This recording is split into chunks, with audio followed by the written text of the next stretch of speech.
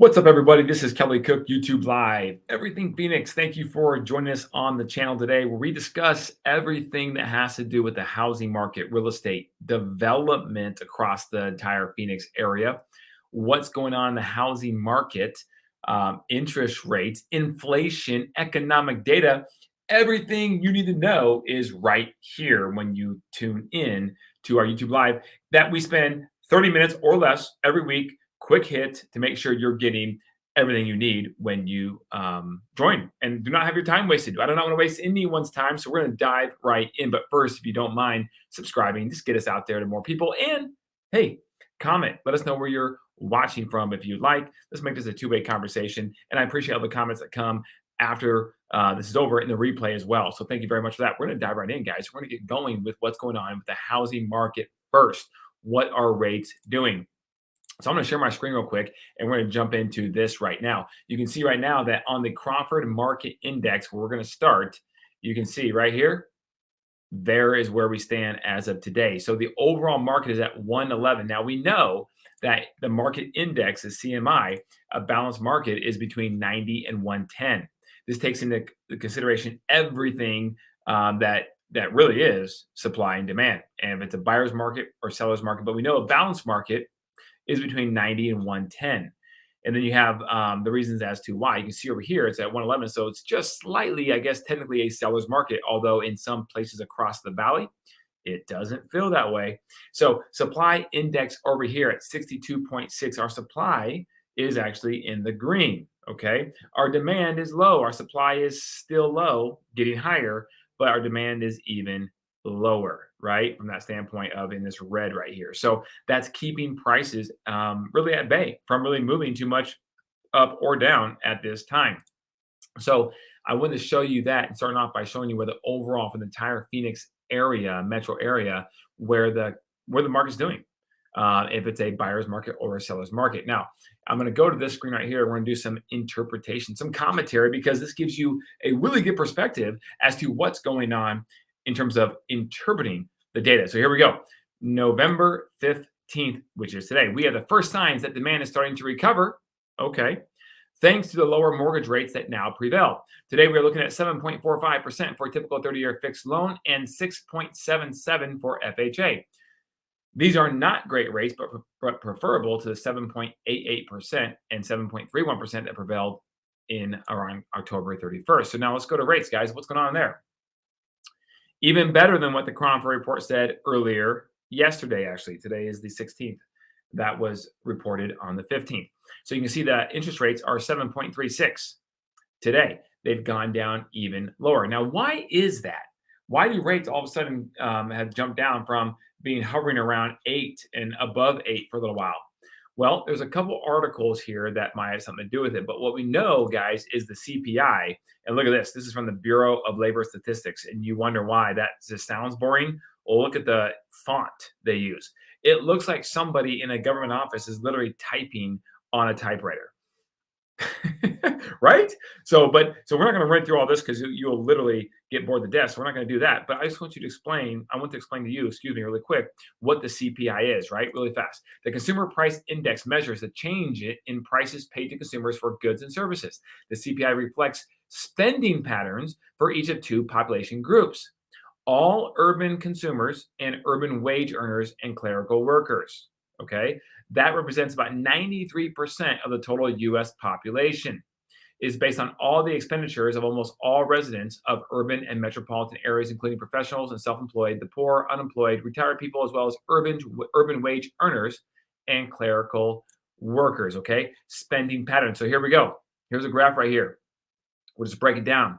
The CPI came out favorable. Why is that? Because look at October in this first box. October is 0.0, unchanged. Okay, unchanged. Now, it's interesting, if you read this right here, up here, it was unchanged in October on a seasonally adjusted basis. So everything is adjusted in some form or fashion, and they're calling it seasonally right here. After it increased 0.4% in September, according to the U.S. Bureau of Labor Statistics. Overall, the last 12 months, the all items index increased 3.2% before the adjustment. So you can see right here on this graph, you have an unadjusted 12-month ended 3.2 right here. Okay, 3.2. Now for October is zero. So it was zero. It did not go up. See, September it went up. August it went up a little bit. July it went up a little bit. June up a little bit. So in October, being the fact that it did not go up, this is good. The markets said, "Hey, this is great. That must mean the it's favorable economic news. Maybe rates could come back down a little bit." Now, this is not the Federal Reserve. This is not them adjusting anything. This is just the bond market fluctuating with the economic news, which it always does. And as we know, rates are tied as in an inverse proportionate relationship to that bond market, a 10-year treasury bond. So in this situation, the economy is doing, quote, better, a zero increase in inflation in the CPI. And so everyone rejoices, rates come down a little bit.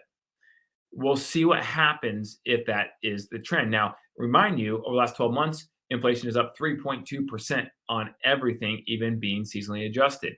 So that's why things feel more expensive. Now, if I go back to this chart, what's interesting, in my opinion, the things that you probably buy the most, food, is the first topic right here. And look, it's food is up 0.3%, which is kind of a big number compared to the fact that it was at 0.2, 0.1, 0.2, 0.2, etc. Now it's at 0.3. It went up even more. The last 12 months is up 3.3%. So your groceries are not getting any cheaper, unfortunately, guys. Now, energy is down overall from gasoline to oil, etc. So that's good, especially for our friends in the Northeast, Midwest, heading into winter time. This is a good thing. By the way, if that's the case, just come down to Phoenix and visit us, or come down here and buy a second home. It's a lot nicer down here in the Phoenix area. And we're going into the season that we are affectionately known as awesomeness. Okay. We have hot and we have awesomeness, and awesomeness is here for the next 6 to 7 months, which is very, very cool. All right. But also down here on this CPI report, you have at the bottom shelter. Look at right here, 6.7%. That's high. That's housing. That's rental housing. That's housing that you're buying. Then you have transportation services, 9.2%. Now, the good news is used cars and trucks down 7.1%. So if you want to go buy a used car, inflation on that is down 7.1%. And then new vehicles are up 1.9% on the inflation numbers. And I think there's a reason for that, guys. I think in this economy, when you see inflation doing what it's doing and some of the economic policies that are in place, you start to see that the poor are getting kind of poorer and the rich are getting kind of richer. The middle class continues to get pounded right now, unfortunately. And so, I mean, our cars, right? I guess the rich probably buy newer cars more frequently, and it's going up in price because more of them are buying it. And the people who are not as rich probably buy used cars more, and so they're going down because they're not able to buy as many cars that they normally do. So it's interesting how that works against the CPI and the inflation index. So inflation hopefully will continue to go down and be 0.0 next month too. That would help interest rates as well and affordability on housing. Okay. Now going back to share my screen, let's jump over to a reasoning behind. We just talked about this really quick, so I won't spend much time on this, but mortgage rates bouncing back a bit after Tuesday's big drop, which was the CPI report when it came out on Tuesday. And here it is talking about it. Okay.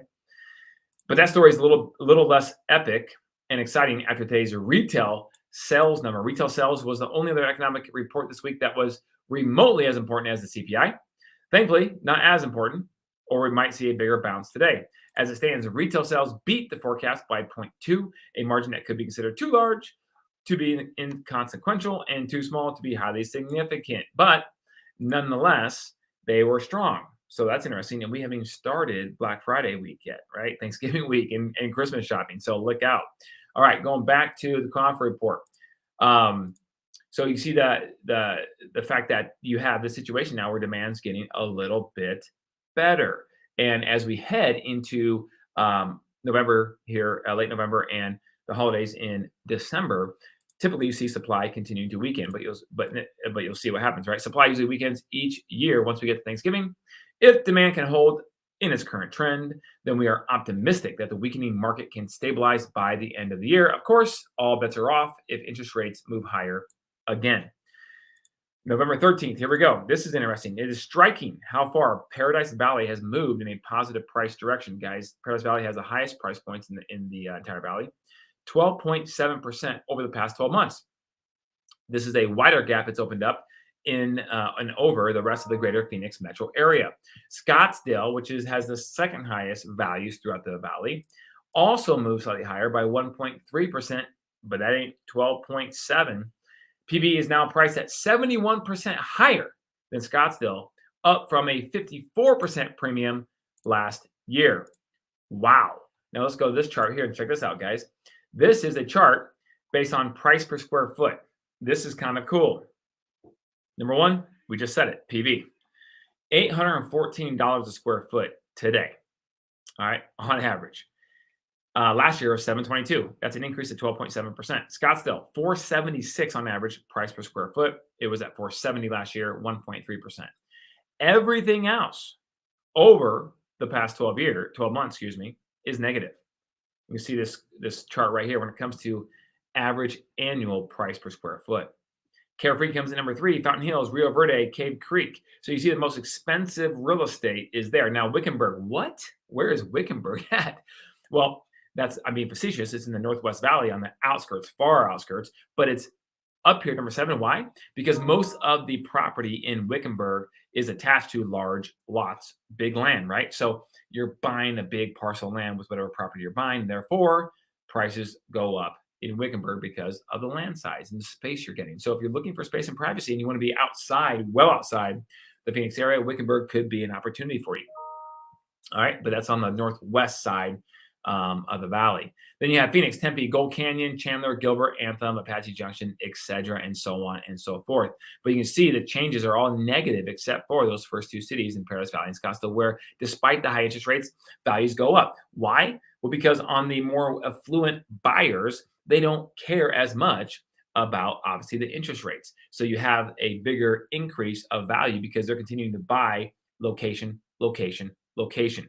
So if you're looking for that market insulation, PV in Scottsdale is where it's at, guys. That's where it's at. And when the market goes down, it goes up, it goes down, and continues that cycle, right? So when it does go down at some point, it will be the most insulated than other cities that are on the outskirts. I saw us back in 2008, 9, 10, 11, 12, when the market crashed. You saw the outskirts of the valley, Buckeye, Queen Creek, etc., get hammered. But you saw less of a depreciation aspect on those places that were more interior, like PV, Scottsdale, Tempe, etc. Okay, back to my screen. The fun just begins.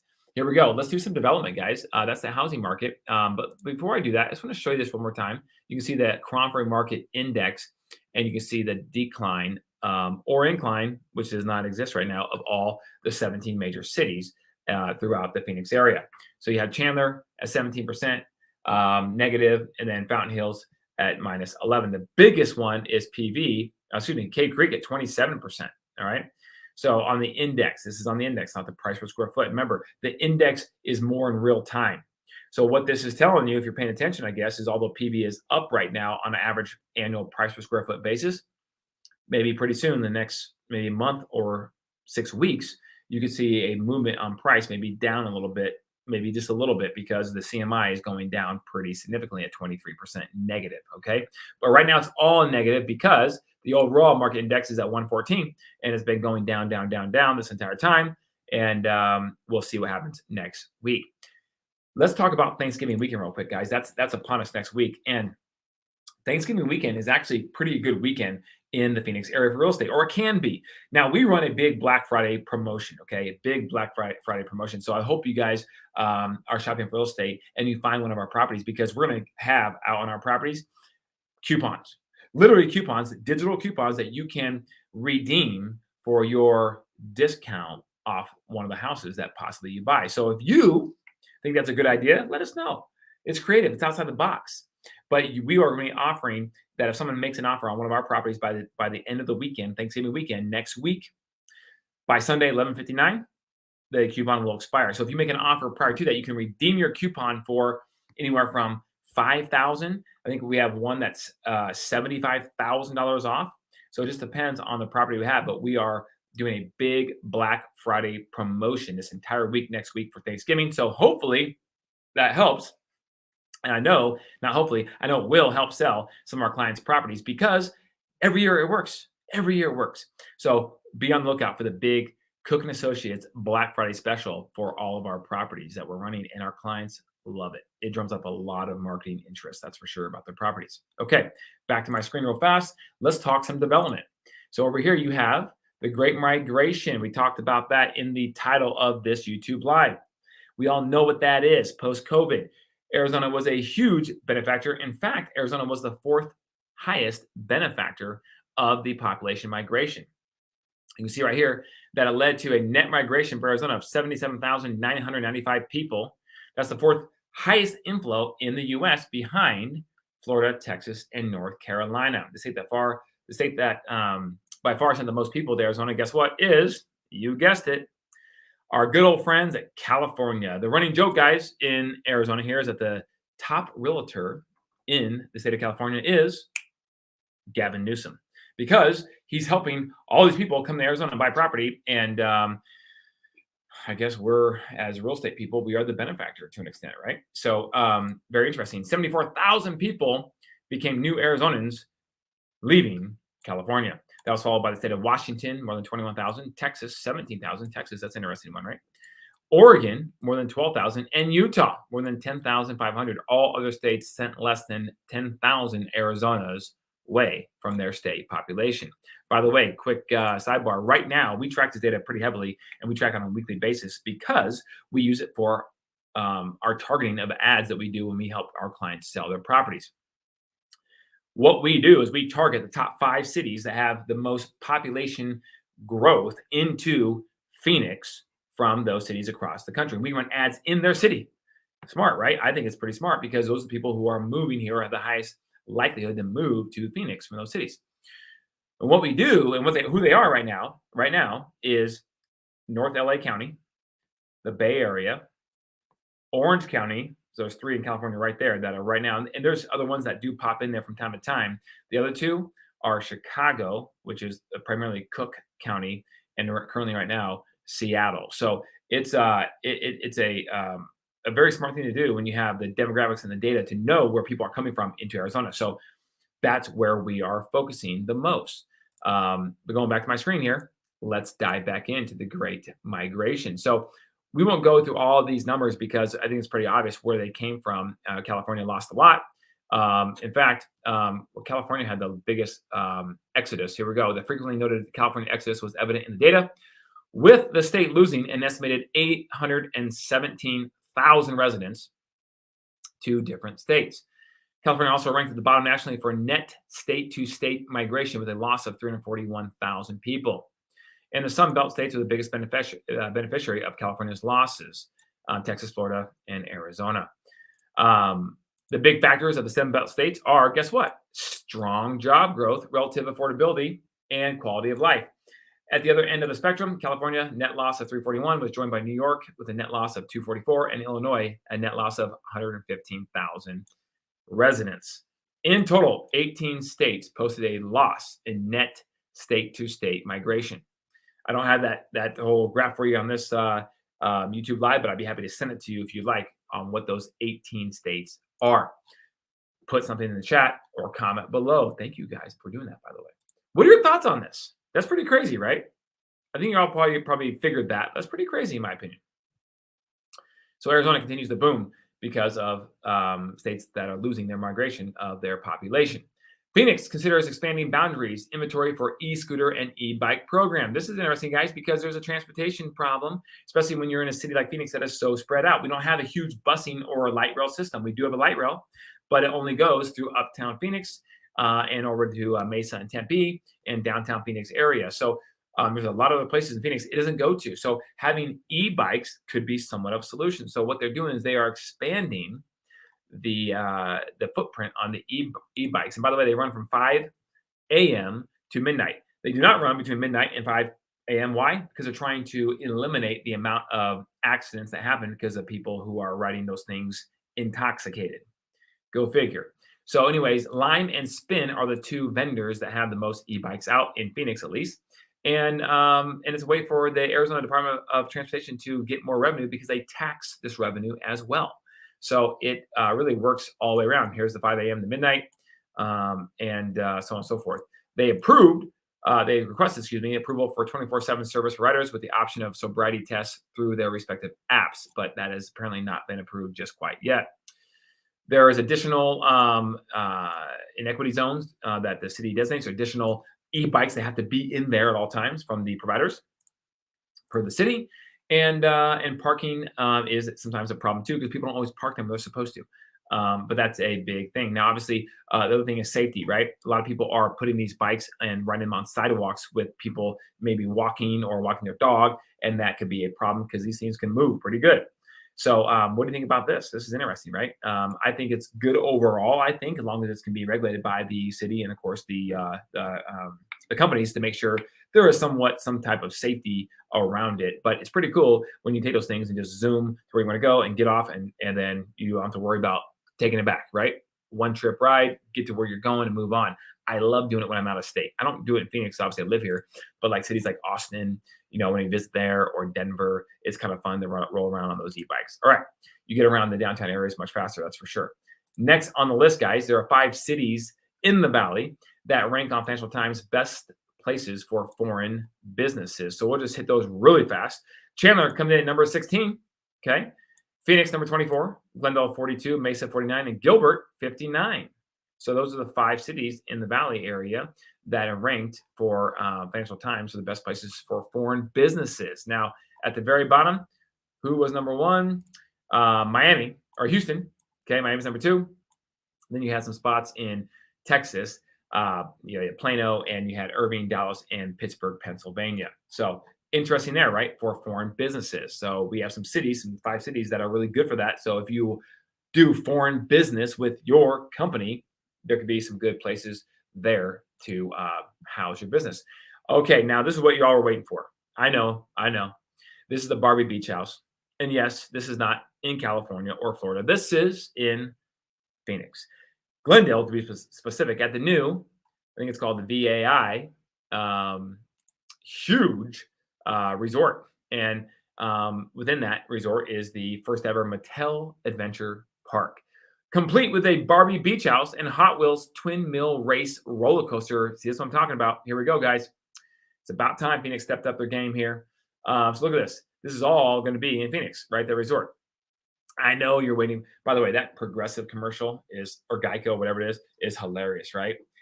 With the Barbie thing. I would love to tell you who her boyfriend is, but I don't think I can. I think that's pretty genius. But anyways, look at the roller coaster here, guys. Here's the beach park, right? Boom. Look at this. Twin Mill Racer. Okay, this Hot Wheels Twin Mill Racer roller coaster will feature a double loop and 2 corkscrews across a 2,500-foot track in 65 seconds. That's what I'm talking about. The coaster, manufactured by Wichita-based Chance Rides, goes from 0 to 50 in under 3 seconds. Again, guys, I can't tell you how much I love roller coasters. I can't wait for this, right? I will go see Barbie's house just so I can get in this roller coaster because I love roller coasters so much. This is awesome. The Twin Mill Race roller coaster track layout features a wicked corkscrew threaded through 2 vertical loops that authenticates the Hot Wheels experience. We are excited to bring this iconic racing playset to life in a heart-pounding and exhilarating thrill rides. It's Cindy Emmerich, who's the attractions developer engineer. Now, my question to Mattel is simply this. What took you so long? As a kid, I loved playing Hot Wheels, and my boys, when they were smaller, they played Hot Wheels, and I'd play with them because it's just fun, right? You're on the track, you're racing, and so you can win, and you're jumping over stuff and whatever, right? This is going to be awesome for anybody who loves a little thrill seeking in their lives. So I love it. And it says also Mattel Adventure Park right here. Share my screen, guys. We'll also include an 84-foot high Hot Wheels Bone Shaker roller coaster, which will be the first family coaster to feature the Hot Rod Skull design. Other attractions include the Mattel Games mini golf course and the Masters of the Universe Castle Grayskull Laser Tag Arena. Let's go. Can't wait for this. Abby, what's going on? Barbie, bring it on. I'm excited for this. LOL. Heck yeah. I mean, my daughter will probably be a little more excited than I am, but I will go so I can ride the roller coaster. I promise you that. So I love it. Bring on the Barbie Beach House. Not only is it a Barbie house, guys and gals, it's a Barbie Beach House. I mean, what more do you want? Good job, Mattel. Kudos to you. And I'm so glad it's going to be here in Phoenix so we can show that off for the first ever Adventure Park. All right. So a few more things on development, and we will wrap this up to make sure you guys are in the know. the team behind the $1 billion Cracker Jacks redevelopment to move forward as soon as we can after approval. And the Scottsdale City Council did approve this to move forward. There's the artist rendering. This is going to be really cool, guys. You can see the map right here. Here's Loop 101, right? So you're like in central Scottsdale. I mean, really technically it's North Scottsdale, but really geographically speaking, it's central Scottsdale. And you're right by the Kierland Scottsdale Corridor area. And as you zoom in, TBC Scottsdale, the Waste Management Phoenix Open is. This little area is going to be just, it already is dynamite. It's going to be even more dynamite with this whole area now being the Cracker Jacks development, which is going to be renamed the park, right? The 1 billion plus mixed use development that will include multifamily, retail, restaurants, a 5-star hotel, Class A office building, and open space gathering area, and more, trying to recreate that Central Park type feel right here in central Scottsdale. How about that, guys? I mean, Phoenix is on the map, guys. It continues to go get bigger and better every single time I feel like I come on YouTube Live. The 30-acre site was previously home to the former Cracker Jacks amusement park, which needed to either be fully remodeled or go because it was getting pretty old. The project will join a wave of billion-dollar developments in that part of Scottsdale, already one of the most affluent areas of the valley. The other billion one I can think of right now is going to be the new Optima condos that are going to sit just to the northeast inside the 101 Loop from the Cracker Jacks area. But this is awesome. This will be great. I can't wait for it. By the way, the billionaire who started, what was it, cybersecurity, CrowdStrike, there it is. He's the one who is doing this project or funding this project. So pretty cool, guys. More to come on that. And then if you live in Buckeye or want to live in Buckeye, you now have some more hospital options coming your way. The hospital campus in Buckeye ready to start construction. This is the Brazo Health. You got Banner Health out there already. And Brazo Health now is going to be putting in a 60,000 square foot medical office building with an acute hospital on it. So this is going to be great for all the explosion of population out there because Buckeye is huge, guys. And you're going to have now more medical facilities to now call home whenever you have an issue or just for ease of mind when living out there if you're maybe getting up there in age or have some sort of medical condition. So this is awesome. They said it's going to announce construction to begin very soon. They said actually in a couple of weeks they're going to start moving some dirt. So this is exciting for Buckeye, okay, and all the population growth out there. Speaking of the Waste Management Phoenix Open, that's next to the Cracker Jacks area, the TPC Scottsdale that hosts this tournament for the PGA every single February. And if you haven't been to the show, the greatest show on grass, I'm telling you guys, you got to go. It's not too early to start talking about it. So I'm just going to go ahead and just touch on this article really quick. But did you know that the Waste Management Phoenix Open is completely net, what they call it, net zero on trash, right? Everything that comes out of the hundred of thousands of people that attend this PGA Tour event for the whole week, nothing is added to the landfill. Can you believe that? That's pretty crazy, right? Thanks to Waste Management and all their it's what net neutral positive or whatever it's called. I don't know, but you know what I'm saying, right? There's no additional addition to the landfill due to this huge event with all the people eating food and doing all the stuff they're doing. So that's pretty darn cool how they do this. So I just want to read you a couple things here. But by 2012, they were already diverting 90% of the event's waste, using 100% renewable energy purchased from the Arizona Public Service utility and employing a water recapture system. That's pretty cool. And then by now, they're at 100%. So next year, the tournament achieved zero waste designation from Environmental Services Organization True. This year's tournament was the 11th straight zero waste event. 11 straight, guys. That's awesome. How they do that. I wish more events could do more of this, right? I'm sure it's very expensive, but let's be clear. Waste Management is not doing this just for the environment, although they probably have a big reason to do that, but they are making good money off this too. And their title sponsor of this event could not be any better. As I said, it's been a win-win because this has really bolstered their company and the recognition of waste management across the U.S. as well. Okay, a couple more here, guys. Country club dues, speaking of golf, are skyrocketing. Here's what's driving the trend and the outlook ahead, guys. So let me just go to this part I highlighted right here. Initiation fees have grown as well as dues or monthly dues, according to club benchmarking. Before the pandemic, the median initiation fee was about $30,000 nationally. The median fee today is $50,000. For clubs without golf, the initiation fee has doubled from $10,000 in 2019 to $20,000 in 2023. So, guys, this is crazy how much it's going up. But again, it has to do with the inflation. The CPI index we talked about earlier, this is all connected. Why? because they say in here that people that pay good money for a country club don't expect to wait in line. They didn't pay these fees to have this private membership to then wait in line when they want to eat, as an example. So they have to pay people who work there as much as they possibly can to get the talent so that they have enough staff to make sure that the members are happy. Otherwise, they will go somewhere else potentially. But there are waiting lists across the country on country clubs. And guys, it's no different in Scottsdale. There's waiting lists from anywhere from, 6 months, 12 months, up to potentially 7 to 8 years to get on the golf membership at some of these clubs like Silverleaf and Estancia, Whisper Rock, you name it, DC Ranch. There are wait lists that are hard to bump in or get into right now. Even for the social memberships, it's a difficult challenge right now. Okay, at some of these clubs. So very interesting, right? Real quick, new Basis Charter School to open in North Phoenix. Basis is the #1 rated school. It's a charter school. It's charter, so it's like private, but it's not. But you have to get in, and super highly rated. And it will be the 23rd school, Basis school in Arizona and 40th nationwide. And then check this out: a new Safeway opened up in Sterling Grove, guys. Sterling Grove is located in Surprise, and it is a beautiful golf course community that is all new construction.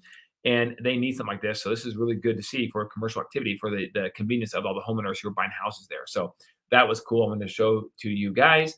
And then two more things. Sam Fox's The Henry replacing Applebee's at Uptown Plaza in Phoenix. Thank goodness. This place is awesome, guys. The Henry is great. It's in Arcadia right now, and they are expanding to another location in downtown Phoenix off of 2nd Avenue in Camelback.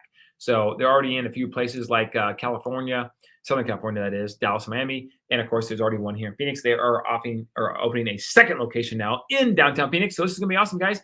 If you don't have a chance to go to the Henry, you should. It is worth it. It's just a unique neighborhood feel, whether it's breakfast, lunch, or dinner. I would highly recommend checking out the Henry for your next dining experience because it's really cool. It's just like a nice neighborhood feel type place that is a little upscale all at the same time. Last but not least, Formula One's coming to Vegas next weekend, I believe, next week, which is going to be awesome. I'm not going, but I heard it's going to be bananas there. So, because we're talking about race car driving, let's talk about NASCAR. NASCAR was just here early part of November in the Phoenix International Raceway, and they had an event, but the viewership was down 5%. It's interesting, right? 5% from where it was the last year. So they're trying to figure out why that might be. I don't know. They don't know, but the audience is down. It wasn't much, in my opinion. There were about 3 million viewers, okay? Whereas last year it was at 3.4 and it peaked at 3.8 when NASCAR has their event here in Phoenix. So still a great venue. If you don't have a chance or haven't had a chance to go to that, you should. The track is awesome out in Avondale area, which is the Southwest Valley of Phoenix. So NASCAR just a little down in the ratings apparently at this time for whatever the reason. But I bet you Formula One in Vegas will not be. If you've seen the preview of the video of the setup right now in Vegas, phenomenal. I mean, it looks amazing. Now, I've heard some negative about it. It's on the strip, so you won't see as much racing potentially if you're going to be there as a spectator. But nonetheless, all the buzz around it and the cars and just seeing those scenes go by through the streets of Vegas is going to be probably pretty special. So if you're going, let us know. And let me know what you think of it after you attend. So maybe if it ever comes back to the States, which it will at some point, I'm sure, maybe I'll go check it out. So thanks, guys. I appreciate it. As always, we are moving our YouTube live to Monday starting next week because Thanksgiving is on a Thursday. So we're not going to do it on Thanksgiving. Happy Thanksgiving to everyone. But I'm going to wish you happy Thanksgiving again next week because I'll see you this Monday, same time, 12:30 here on YouTube Live. So thank you guys. As always, we really appreciate your time. I know it's worth something a lot, actually. It's very valuable. So thank you for watching this show. And until next time, keep it classy, Phoenix.